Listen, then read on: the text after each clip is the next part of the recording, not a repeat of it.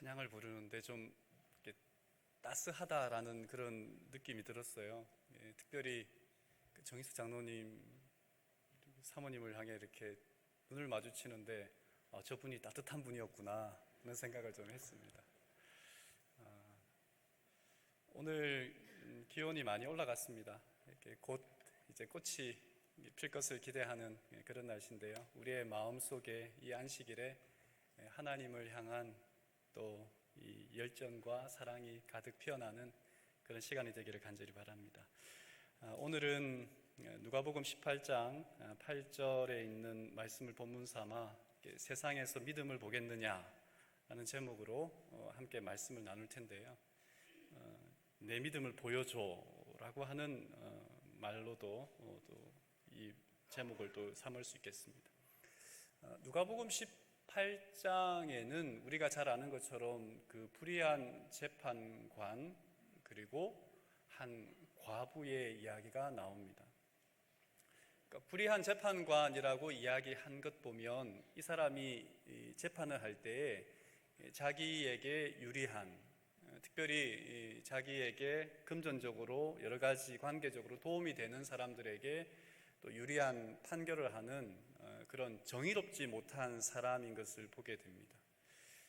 그런데 그 재판관에게 한 과부, 그러니까 남편 없이 어렵게 사는 한 여인이 매일같이 찾아가서 나의 원한을, 나의 마음의 이 원을 좀 풀어달라고 부탁을 하는 겁니다. 돈이 있습니까? 돈 없습니다. 가진 게 아무것도 없는 사람에게 줄 수 있는 게 아무것도 없지 않습니까? 듣는 척 많은 척 했지만 이 여인은 포기하지 않았습니다. 끝까지 갔을 때에 이 불의한 재판관이 이 여인의 이야기를 들어주었다, 마음을 바꾸었다라고 하는 이야기 우리는 잘 알고 있습니다. 그런데 이 비유의 마지막을 예수님은 이렇게 말씀하십니다. 누가복음 18장 6절에서 8절에 있는 말씀입니다. 주께서 또 이르시되 불의한 재판장이 말하는 것을 들으라. 하물며 하나님께서 그 밤낮 부르짖는 택하신 자들의 원한을 풀어주지 아니하시겠느냐? 그들에게 오래 참으시겠느냐? 내가 너희에게 이르노니 속히 그 원한을 풀어주시리라. 우리는 누가복음 18장 1절에서 8절에 있는 이 말씀을 한 과부의 끈질긴 간청 앞에 재판관이 불의한 사람이라 할지라도 그 여인의 간청을 들어주었다라고 하는 이 이야기를 우리가 끊임없이 끈질기게 포기하지 않고 기도하면 하나님께서 우리의 기도를 들어주신다라고 하는 이야기로 생각하기도 합니다. 일부분 맞다라고 이야기할 수 있지만 이 이야기의 이 비유의 핵심은 그것이 아닙니다. 이 비유의 마지막 구절 8절은 다음과 같이 이야기합니다. 그러나 인자가 올 때에 세상에서 믿음을 보겠느냐 하시니라. 많은 사람은 불의한 재판관과 이 한 과부의 이 비유를 통해서 우리가 쉬지 않고 하나님께 기도해라, 그러면 하나님께서 들어주신다라는 말씀으로 이해하지만, 그러나 예수님은 이 이야기의 끝에서 말세에, 마지막 때에 믿음이 좋은 사람들이 어느 곳에나 있을 것이다 라고 말하지 않고 이 세상 마지막 때의 끝에 믿음을 가진 사람이 얼마나 있겠느냐, 볼 수 있겠느냐라는 뉘앙스로 말씀하시면서 이 비유를 마칩니다. 그렇다고 보면 이 비유의 핵심은 끈질기게 기도하는 그것이 아니라는 것입니다. 물론 18장 1절에 보면 예수께서 그들에게 항상 기도하고 낙심하지 말아야 할 것을 비유로 말씀하셨습니다. 기도라는 말과 낙심이라는 단어 때문에 우리는 기도라고 하는 것에 그 주제에 사로잡혀서 이 비유를 생각할 때가 있습니다. 그러나 끝에 있는 이 8절에 있는 말씀을 근거한다면 오히려 예수님의 처음 오셨던 초림과 다시 오시는 재림 사이를 살아가는 성도들이 하나님을 믿는 사람들이 어떻게 살아가고 어떠한 생활을 해야 할지를 알려주는 기별이라는 것을 알게 됩니다. 실물교훈에 보면 이 이야기에 대하여 이렇게 말합니다. 그리스도께서는 당신의 재림 직전에 있을 시대의 형편과 당신을 따르는 자들이 겪어야 할 위기에 대하여 말씀하시고 계셨다. 특히 그 시대에 관하여 그분께서는 사람들로 항상 기도하고 낭망하지 말아야 될 것을 저희에게 비유로서 말씀하셨다. 오늘 비유를 보면 이 이야기는 의도적으로 과부와 그리고 불의한 재판관의 어떤 관계를 대립적으로 이렇게 설정해 놓았습니다. 불의한 재판관은 아마도 하나님을 무서워하지 않는, 아마 무시하는 인물일 거라고 생각이 되어집니다. 이 불의한 재판관의 이야기를 통하여 아마 악의 세력에 장악당한 이 세상의 모습, 과부에게는요, 연약한 과부에게는 악에 사로잡힌 그 세상에 살아가는 연약한 우리들을 대표해 볼 수 있겠습니다. 불의한 재판관은, 불의한 세상은 과부에게, 하나님을 믿는 연약한 사람들에게 전혀 관심이 없습니다. 이 세상은 성도들에게 전혀 관심이 없다는 말입니다. 이 그림을 통해 예수님이 드러내고 싶었던 것은 우리가 사는 이 세상이 불의할 수 있고 우리가 살아가는 이 세상에서 어쩌면 하나님을 믿는다고 하는, 예수님을 따른다고 하는 사람들은 그 권리를 무시당하고 살아갈 수도 있다라고 하는 것입니다. 그런데 그런 때에 우리에게 필요한 것은 기도하고, 이 세상이 악하고 하나님을 믿는 사람들이 전혀 관심을 받지 못하고 보호받지 못한다 할지라도 그럴 때라도 뭐 하지 말고요? 낙심하지 말고 뭐 해야 한다? 기도, 하나님과 바른 관계 속에 살아가야 한다는 기별이 오늘 우리에게 주는 이 비유의 핵심입니다. 3절에 보면 세번역 성경은 이렇게 이야기를 했습니다. 번역했습니다. 그 고을에 과부 한 사람이 있었는데 그는 그 재판관에게 줄곧 찾아가서 내 적대자에게서 내 권리를 찾아 주십시오 하고 졸랐다. 그러니까 이 여인이 무엇 때문에 불의한 재판관에게 갔는지를 세번역 성경은 내 권리 그랬습니다. 내 권리를 찾아 주십시오. 이 가난한 과부가 적대자라고 부르는 그 사람이 부자인지 권력자인지 우리는 알 수가 없습니다. 그러나 분명한 사실은 이 과부가 살아갈 수 있는 그 권리, 삶의 희망, 그리고 그가 보장받아야 하는 최소한의 자유와 어떤 생존의 기본 요소를 침해받고 있다라고 하는 것입니다. 그래서 과부가 이 재판관에게 찾아간 거, 하나님, 재판관에게 저에게 먹을 걸 주세요, 뭐 저에게 뭐 돈을 주세요, 뭐 저에게 뭘 주세요, 이런 너무도 당연한, 그러니까 우리가 이 여인의 이야기를 기도로 비유한다면 하나님 이것 주세요, 저것 주세요 하는 것이 우리가 가지고 있는데 더 많은 것을 달라라고 하는 그런 청원이 아니에요. 나 이것 없으면 최소한 이것 정도는 있어야 살아가지 않겠습니까? 라고 하는 그런 아주 절대적으로 그의 생명의 위협을 받는 그런 요소에 대하여 이야기하고 있는 것입니다. 자신의 가난함을 채워달라고, 남겨진 자녀가 잘 되게 해달라고 기도하는 것도 아니었어요. 간청하는 것도 아니었어요. 내 권리 말입니다. 그랬더니 무엇인지 모르겠지만 이 재판관이 이렇게 말하는 거죠. 이 과부가 나를 번거롭게 하니 내가 그 원한을 풀어주리라. 그렇지 않으면 늘 와서 나를 괴롭게 하리라 하였느니라. 번거롭게.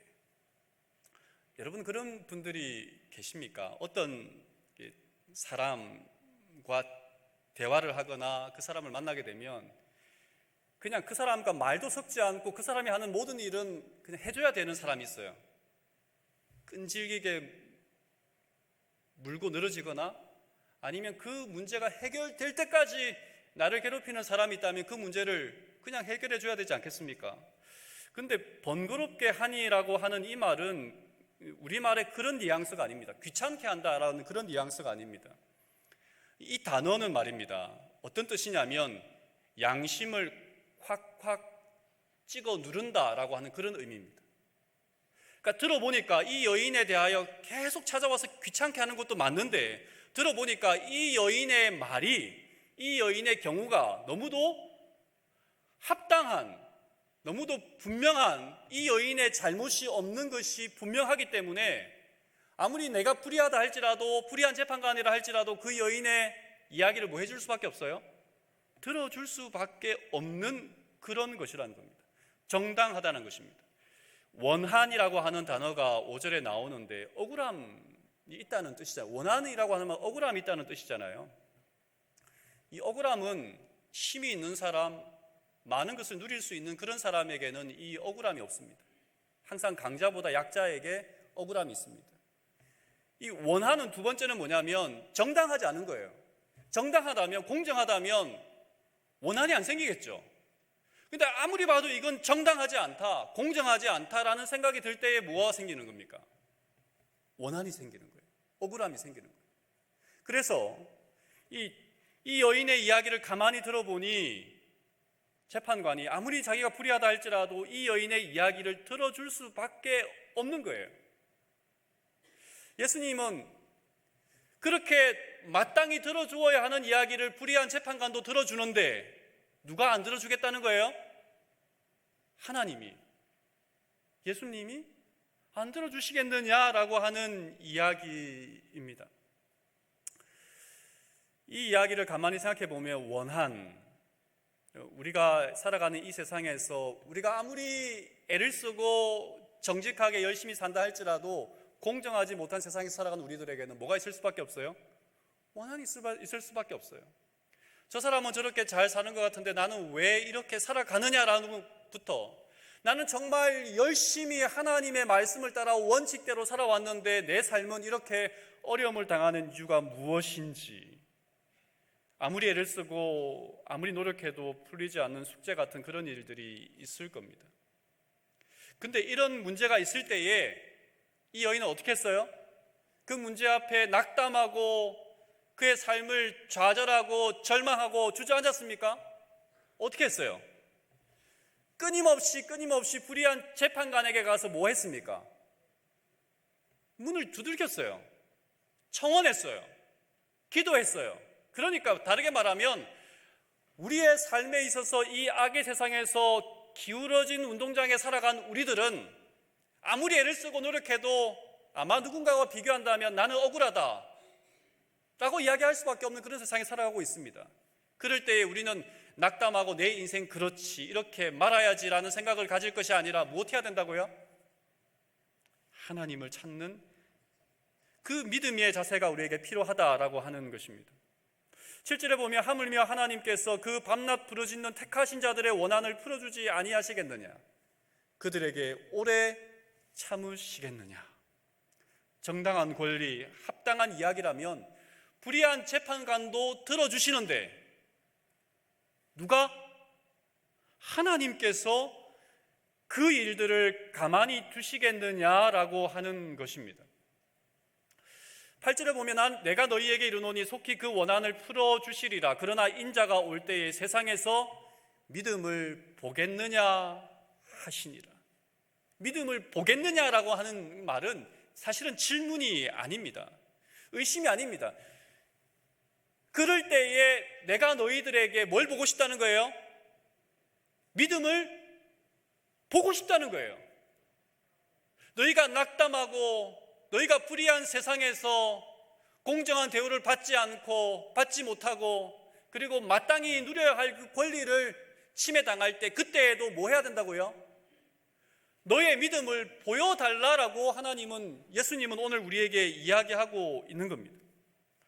여러분, 믿음은 보이는 겁니까? 보이지 않는 겁니까? 이런 질문하면 어떻게 할지 모르겠습니다만, 믿음은 관념이나 언어로 표현되는 것 아니라 믿음은 보여지는 거예요. 말로 하지 않아도 그 사람이 나를 믿는구나, 신뢰하는구나 라고 하는 것은 뭐 하는 거예요? 느껴지고 보여져야 하는 거예요. 예수님은 오늘 우리에게 믿음을 보겠느냐라고 하는 말씀 속에서 너의 믿음을 보여줘라고 오늘 우리에게 이야기하고 있습니다. 사실 이 비유의 이야기는 누가복음 17장에서부터 시작되는 거예요. 누가복음 17장에 보면 바리새인들이 예수님께 질문합니다. 하나님 나라가 어느 때에 임하겠습니까? 라는 질문으로 이 비유의 서론은 시작되었습니다. 그랬을 때 예수님께서는 너희 안에 있다라고 이야기했거든요. 유대인들이 이야기할 때에 한 사람을 놓고 이렇게 쭉 둘러서 있으니까 너희 안에라고 하는 말은 예수님이 곧 하나님의 나라가 임재했다라고 하는 이야기이기도 합니다. 그런 이야기 가운데에서 시작하면서 이 비유가 맞춰지는 결론인 겁니다. 우리가 아무리 바르게 살아가려고 해도 이 세상은 허점, 불의한 그 모든 것들 투성이입니다. 그런 불의가 가득한 세상에서 바르게 살아간다는 것은 정말 어렵습니다. 그래서 우리는 때로는 하나님을 믿는 사람이라 할지라도 적당히 악에 편성해서 악을 저지르지는 않지만 나에게 유익이 된다면 때로는 눈을 감는 그런 자세를 취하곤 합니다. 우리가 그리스도인답게 살아가려는 노력만큼 애를 쓰면 쓸수록 우리를 어렵게 하고 낙담케 하는 것이 더 많기 때문에 때로는 우리가 눈을 감고 살아가고 싶은 그런 유혹이 많이 있습니다. 그럴 때에 예수님은 뭐라고 말씀하시냐면 낙심하지 말고 기도하여. 기도는 뭐예요? 하나님과의 사귐입니다.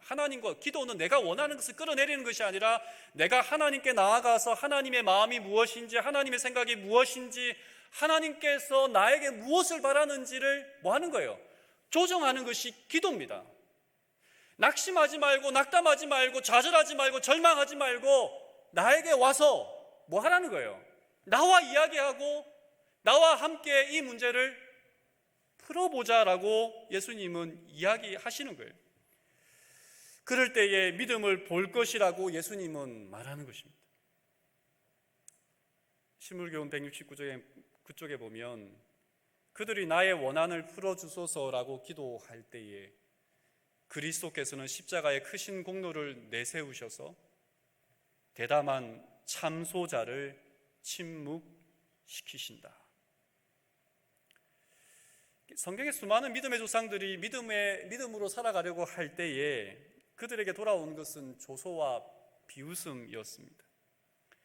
히브리서 11장에 가면 믿음의 사람들의 이야기가 나옵니다. 믿음으로 누구는 믿음으로, 누구는 이런 이야기가 나오는데 그들에게 믿음은요, 하나님을 보는 거예요. 그리고 그들에게 믿음은 그 본 하나님을 이 세상에 살아가면서 다른 사람의 삶으로 다른 사람에게 보여주는 거예요. 그것이 믿음이었어요. 어떤 믿음이냐? 하나님이 나와 함께 하신다. 어떤 믿음이냐? 내가 오늘 손해본다 할지라도 하나님이 이 모든 일들을 뭐 하실 것이다? 책임져 주실 것이다 라고 하는 그 믿음 말입니다. 내가 죽는 한이 있어도 살아계신 그 하나님은 나를 뭐 하실 것이다? 끝까지 내 편에 서서 나를 보호하실 것이다. 여러분, 우리가 양심대로 신앙대로 살면 어떤 어려움을 겪게 되나요? 우리는 두 가지 선택을 해야 됩니다. 양심대로 신앙대로 하나님을 믿는 말씀 그 뜻대로 살아가려고 할 때 우리는 두 가지 선택을 하게 됩니다. 하나는 포기하는 겁니다. 타협하는 거예요. 하나님의 사람으로서 살아갈 신앙의 양심을 잠시 때로는 접어두는 겁니다. 두 번째는 포기하지 않는 겁니다. 때로는 내가 희생당한다 할지라도, 때로는 내가 손해본다 할지라도 철저하게 하나님 편에 내 삶에 목숨을 걸어놓는 것입니다. 디모데후서 3장 1절에서 5절에 보면 그 말세를 살아가는 사람들의 상태를 이렇게 이야기합니다. 자기를 사랑하고 돈을 사랑하고 교만하고 부모를 거역하고 감사하지 않고 무정하고 절제하지 못하고 사납고 조급하고 쾌락 사랑하기를 하나님 사랑하는 것보다 더한다. 사람들의 관심이 어디 있는지, 말세를 살아가는 이 사람, 아마 말세를 살아가는 사람들의 모습이겠습니까? 범죄한 이후부터 사람들의 관심이 어디 있는지를 보여주는 겁니다. 하나님을 믿는 사람도 피차 일반이에요. 5절에 보면 경건의 모양은 있으나 경건의 능력은 없다. 믿는다고 말하지만 실제로는 믿음의 삶의 행동과 자세가 보이지 않는다라고 하는 것 말입니다. 그것이 성경만의 이야기입니까? 오늘 우리들의 이야기잖아요. 오늘 우리 자신들의 이야기란 말이에요. 이 말을 한마디로 말하면 말세를 살아가는 사람들의 모습을 한마디로 요약한다면 사람들은 바르게 살아가는데, 하나님 앞에 바르게 살아가는 데에는 사실 딱히 관심이 없어요. 사람들은 무엇에 관심이 있냐면 내가 더 잘 먹고 더 잘 사는 데에 관심이 있어요.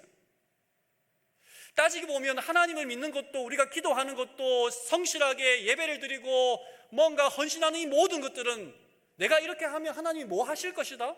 복 주실 것이다 라고 하는 그러한 막연한 기대감을 가지고 살아가는 것이지, 사실은 하나님을 믿는다고 하는 것도 하나님이 좋아서 하나님을 믿는다기보다 나를 사랑하기 때문에 나를 위해서 하나님을 믿는 것이 크지 않나 하는 생각을 이 말씀을 보면서 더 하게 되는 것입니다. 요즘 어떤 한 학자가 양심이라고 하는 것에 대하여 책을 쓰고 강연을 합니다. 최재천 교수라고 하는 분인데, 그분의 이야기를 이렇게 가만히 들어보니까 그분은 아버지가 직업 군인이셨대요. 그래서 아버지가 아침에 일어나서 헛기침 한번 하면 자녀들이 다 일어나야 되는 거예요. 다 일어나서 이불을 각 잡고 이렇게 다 이렇게 정리하고. 근데 그분이 그런 질문을 했어요. 그렇게 엄격하게, 그 다음에 엄하게 어떤 그 규율이 있는 집에서 자란 사람 자녀들이 도덕적일까, 양심적일까 하는 질문을 했습니다. 여러분 어떠실 것 같습니까? 근데 가만히 보니까 이 최재천 교수의 말이에요. 이 사람 하는 말이, 그렇게 엄격한 집안의 엄한 규율을 가지고 자란 집안의 사람일수록 자녀들이 도덕적이지 않대요. 양심적이지 않대요. 왜냐하면 규율을 어겼을 때에 혼나고 아주 큰 벌이 있기 때문에 그것을 무마하기 위해서 늘 숨기고 거짓말하고 아닌 것처럼 이야기하는 그런 행동들을 한다는 겁니다. 그리스도인으로 살아가면서 오늘 우리는 하나님 앞에서, 하나님이 어떠한 분이고 하나님 앞에서 우리는 어떠한 모습으로 살아가고 있는 것 같습니까? 때로는 사랑이라는 말로, 때로는 기도하겠습니다라는 말로, 때로는 이렇게 괜찮냐는 어떤 그냥 굉장히 이렇게 잘 포장되어진 말을 하고 있는데, 정말 우리는 다른 사람들의 권리, 그 사람들의 어떤 살아갈 그 자리, 기댈 언덕이 되어서, 그리고 그 사람이 설 수 있는 어떤 작은 한 평의 땅이 되어서 어떤 사람을 받아주고 있느냐 하는 것 말입니다. 금요일 저녁이 되면 기숙사 다닐 때 참 배가 고팠습니다. 왜 고팠는지 모르겠는데 이렇게 평일에는 이렇게 나가서 이렇게 사 먹기도 하고, 때로는 기숙사에서 규율에 어긋나긴 하지만 라면을 끓여 먹기도 하고 그랬는데, 금요일 저녁만 되면 그 모든 것들이 다 죄악시 되는 겁니다. 후문, 이 369 후문에 거기에 어떤 그 슈퍼마켓이 하나 있었는데 그 앞을 배만 해도 저놈 보래, 저놈 이런 어떤 그 시선이 있었던 그런 때였단 말입니다. 믿음은 그럴듯한 모양이 아닙니다. 믿음은 어떠한 순간에라도 하나님 앞에 바르게 살아가려는 사람의 몸부림입니다. 그 몸부림이 오늘 우리에게 있느냐는 것입니다.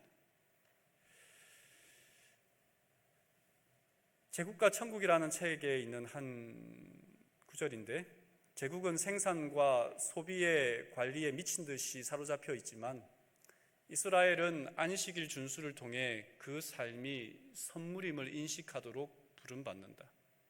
제국은 노예의 고통과 억압의 경제에 의해 지탱되는 데 반해 안식일을 지키는 이스라엘은 가난한 자와 낯선 자, 나그네와 고아, 과부를 돌봄으로써 자신들이 섬기는 하나님의 형상을 드러내는 것으로 지탱된다. 때로 하나님을 믿는 사람들의 모습은 연약할 수 있습니다. 때로 하나님을 믿는 사람들은 반대자들에 의해 조롱을 받을 수 있습니다. 그러나 우리가 마땅히 바라고 소망해야 되는 권리가 있습니다. 하나님, 이웃을 사랑할 수 있는 사람이 되게 해 주십시오라고 기도해야 됩니다. 하나님, 원수를 미워하지 않는 사람이 되게 해 주십시오라고 우리는 기도해야 하는 거예요. 하나님, 세상의 많은 것을 사랑하기보다 하나님 자체를 사랑하는 사람이 되게 해 주십시오라고 기도해야 하는 겁니다. 이 세상의 수많은 유혹과 수많은 근심과 수많은 악 가운데에서 우리가 찾아야 할 것은 무엇이에요? 하나님, 그분입니다. 하나님이 바라시고 원하는 그것이에요. 그런데 우리는 뭘 바래요? 뭘 찾아요? 이 세상 끝날 때에 정말 하나님을 신실하게 믿는 그 사람을 보여줄 수 있겠느냐라고 하는 그 예수님의 말씀에 무슨 말을 할 수 있겠느냐 하는 것입니다. 실물교훈에 있는 이야기 가운데 이 비유를 이야기하면서 이해할 수 없는 시련이 닥칠 때에도 마음의 안정이 깨어지지 않게 해야 한다. 아무리 억울한 취급을 받을지라도 격분해서는 안 된다. 복수의 정신을 가지면 우리는 자신을 해하게 된다. 그렇게 하면 하나님에 대한 우리의 신뢰심이 소멸되고 성령을 근심시키게 된다. 우리의 곁에는 군기를 들고 원수를 대적하는 하늘의 사자가 정인으로 서 있다. 그는 의의 태양의 빛난 광선으로 우리를 둘러쌀 것이다. 사단은 이 광선을 넘거나 뚫고 들어올 수 없다. 그는 이 거룩한 빛의 방패를 돌파할 수 없다. 복수하고 싶을 만큼 나의 권리가 침해당한다고 생각할 때 우리는 모든 것을 아시는 하나님께 내어놓고, 복수하기보다 뭐 해야 하는 거예요? 하나님께 내어놓고 하나님께서 이 문제를 해결해 주시도록, 그리고 내 마음을 다스려 주시도록 뭐 해야 돼요? 기도해야 합니다. 우리의 생각이 하나님의 자녀의 삶의 자리가 버거워 그 자리에서 내려오고 싶은 유혹이 있을 때에, 그때에 눈 질끈 감고 우리가 피하고 싶은 그 자리로 요나처럼 도망하는 것이 아니라 그 자리에서, 우리가 감당하는 그 자리에서 내려오지 않고 하나님의 도움을 구하며 하나님께서 나와 함께 하심을 믿고 우리가 서야 하는 그 자리에서, 우리가 마땅히 걸어가야 하는 그 자리에서 우리는 하나님께 기도하며 거기에 있어야 하는 것입니다. 우리가 기도해야 하는 이유는 하나님의 자녀로서 더 이상 살 수 없다는 지점에 이를 때에도 하나님은 내 삶을 뭐 하신다? 지켜보시고 응원하시고 오늘도 나를 포기하지 않으시는 하나님이 나를 도와주실 것을 기대함으로 낙심하지 않고 하나님과의 바른 관계 속에서 기도하는 마음으로 살아가야 한다라고 이야기하는 것입니다. 오늘 마지막 말씀입니다. 하물며 하나님께서 그 밤낮 부르짖는 택하신 자들의 원한을 풀어주지 아니하시겠느냐. 프로축구 경기를 보면 선수들 간의 신경전이 상당합니다. 때로는 어이없는 반칙을 당하기도 하고, 또 반칙이 아닌데 심판이 반칙이라고 뭐 이렇게 심한 어떤 경고를 줄 때도 있습니다.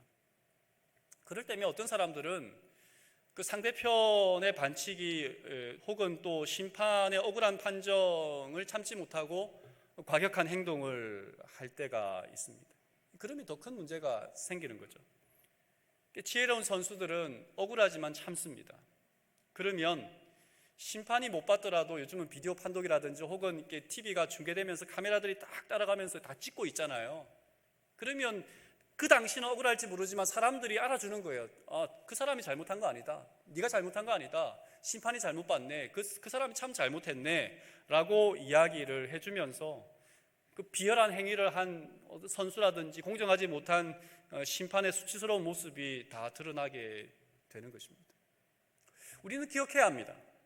내가 너희에게 이르노니 속히 그 원한을 풀어주겠다라고 하는 이 말씀 말입니다. 하나님은 우리가 처한 고통과 억울함을 알고 계십니다.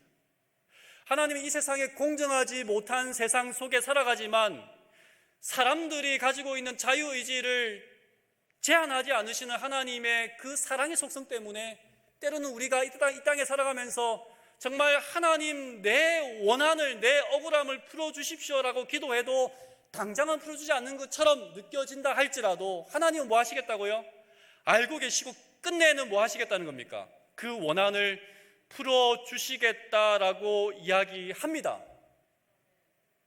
그러면 오늘 그건 하나님의 일이고 오늘 우리에게 하나님이 물으시는 건 뭐예요? 너의 믿음을 보여달라는 겁니다. 오늘 네가 하나님의 사람으로 살아가는